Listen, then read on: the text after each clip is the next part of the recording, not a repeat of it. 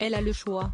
Meghan Markle pourra emprunter une tiare dans la collection de la famille royale pour son mariage avec le prince Harry, le 19 mai prochain. Elle est aussi libre de ne pas en porter. Il n'y a pas vraiment de règles en la matière. Mais la tradition, elle, est bien là. Toutes les mariées de la famille royale en ont porté une. La dernière en date, Kate Middleton, en 2011. Il y a donc de grandes chances que Meghan Markle choisisse d'en porter une, comme une marque de respect. Dans la vaste collection de couvre-chefs en diamants et autres pierres précieuses de la famille royale, on trouve de nombreuses tiares et couronnes. A priori, Meghan Markle ne portera pas de couronne. La seule à le pouvoir est la reine Elisabeth II. Pour le reste, il faudra composer entre les goûts de la mariée et l'histoire. La tiare Halo Scroll de Cartier. S'il y a bien une tiare que Meghan Markle ne devrait pas porter, si est-il bien celle-ci. Si est-il en effet cette tiare qu'a portée Kate Middleton lors de son mariage avec le prince William, en 2011.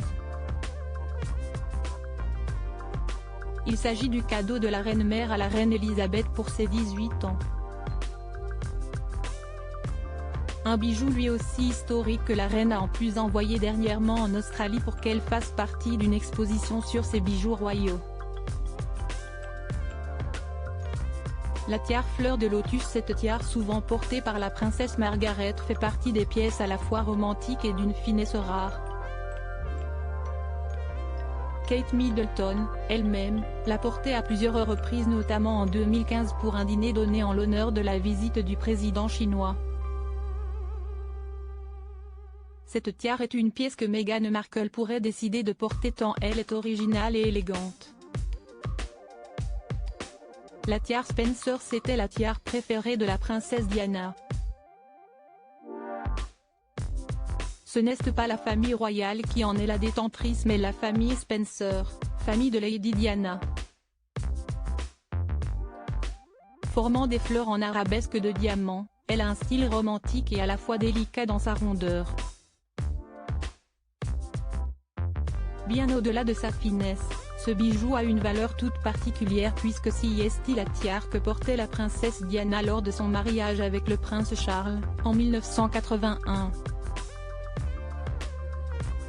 Si la portée serait un bel hommage à la défunte mère de son bien-aimé, Meghan Markle voudra peut-être laisser ce bijou à l'histoire et à celle de la princesse Diana. La tiare Cambridge Lovers Knot. Il s'agit aussi d'un des modèles préférés de la princesse Diana.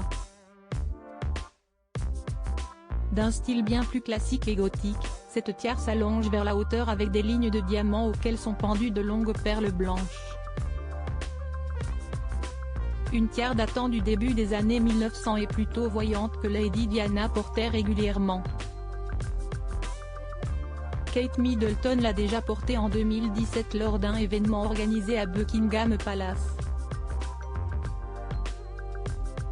Un modèle sublime et historique mais peut-être un peu trop voyant pour Meghan Markle.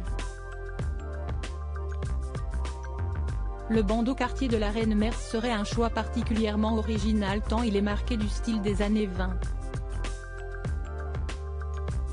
Et pourtant, il serait un choix à la fois fin et élégant, et surtout bien loin du classicisme habituel de la famille royale.